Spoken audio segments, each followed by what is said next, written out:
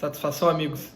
A questão a atividade empresária, as empresas são fundamentais ou não para a nossa vida em sociedade? Para o jeito que a gente faz as nossas coisas, que a gente se resolve enquanto seres humanos, se organiza nas cidades, na vida no campo. É necessário ou não haver atividade empresária? Eu vou além. E o lucro disso tudo? É feio perseguir o lucro? É um demérito? É um pecado? É algo errado? Por que eu estou questionando isso?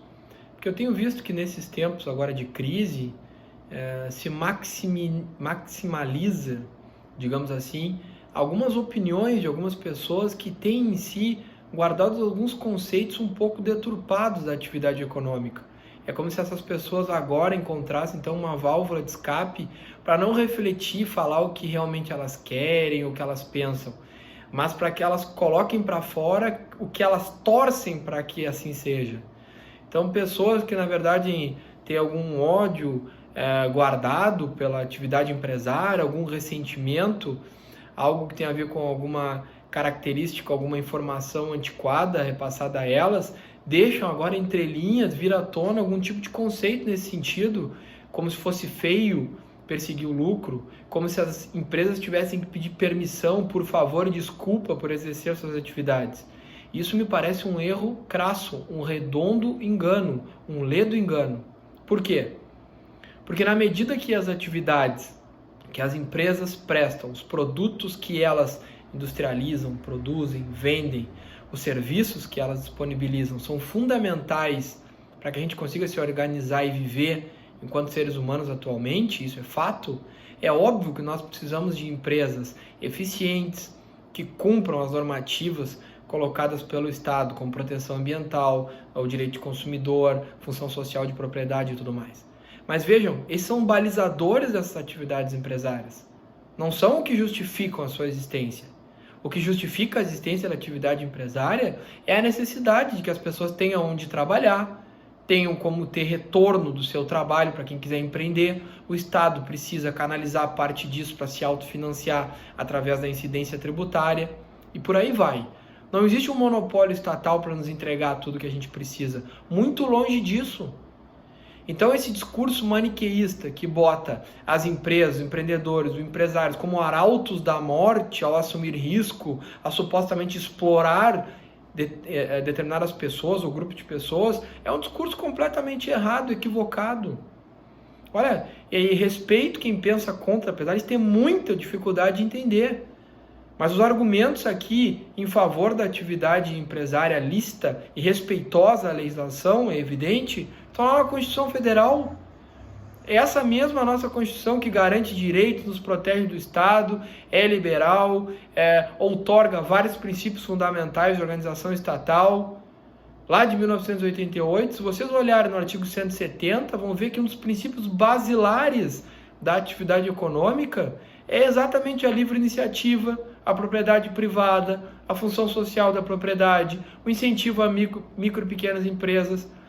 A Constituição deixa claro que em algumas coisas só o Estado tem monopólio, deixando então, em sentido oposto, a evidência de que todas as outras coisas devem ser exercidas pela atividade empresarial. E para que se abre uma empresa? Para perseguir o lucro. O lucro é bom, ele é fundamental. Se a empresa tem lucro cumprindo as regras, significa que ela deu empregos, teve um selo de qualidade suficiente para ter resultado, remunerou quem investiu, inclusive os colaboradores vão receber em dia, grande parte deles vão ter participação nos resultados, que é o que povoa a grande maioria dos planos negociais hoje, é dar participação, fazer quem trabalha junto receber junto. Uma outra discussão, pessoal, é se determinada empresa não tem uma atividade ética, se é que a gente pode definir bem o que é ética, né? Levando mais para o lado moral do que seria bom ou ruim, certo ou errado, né? Mas é outra discussão. Nós podemos olhar a determinada empresa em si e ver o que ela está fazendo, se ela está tendo algum desalinho. Agora, uma outra coisa é analisar o sistema como um todo, as legislações, entender que as atividades empresariais são fundamentais, imprescindíveis. As atividades empresariais permitem que tenhamos produtos e serviços que nunca teríamos se não fosse essa capacidade de se organizar dos seres humanos para colocar mão de obra, capital, tecnologia, insumos a trabalhar para entregar alguns produtos ou serviços e, evidentemente, tendo um resultado econômico maior do que foi gasto para empregar isso tudo que eu falei. Por quê? Porque senão ninguém ia querer empreender, ter atividade econômica. Ou algum de nós aqui trabalha de graça? É óbvio que não. Então, esse discurso maniqueísta ele já acabou, já se encerrou, basta dele. O cenário é que nós temos sim que ter atividade empresarial fulcrada no lucro, mas uma legislação firme que proteja relações de trabalho, relações de consumo, o meio ambiente, a liberdade econômica através da vedação a oligopólios, monopólios, ou seja, para que se proteja a economia em si, a ordem econômica, não é? Também o lado tributário. Mas nós não podemos fazer que isso seja completamente insano ao ponto de evitar, afastar, tirar as empresas do jogo. Por quê? Porque as empresas que são os verdadeiros arautos da circulação de riqueza.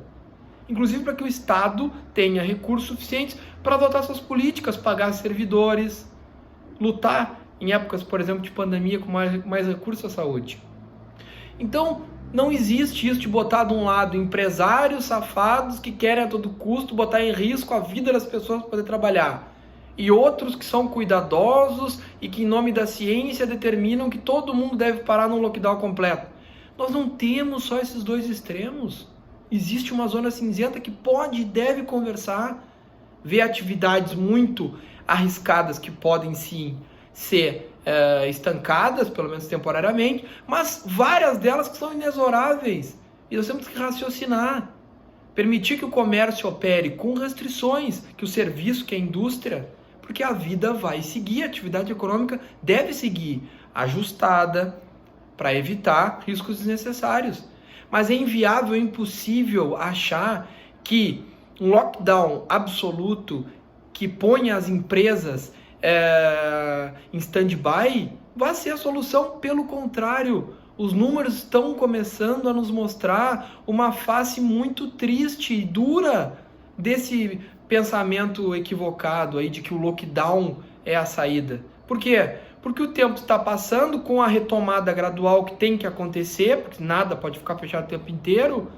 Quem estava em situação pseudo melhor está entrando no cenário igual ou até pior daqueles que procuraram mitigar, racionalizar, permitir as atividades, evidentemente dentro de um limiar de segurança, não é? E evidentemente que aqui o pânico e o medo que está sendo semeado dessa forma irresponsável na população está fomentando esse sentimento contra as empresas, contra as atividades empresariais. E deveria ser o contrário.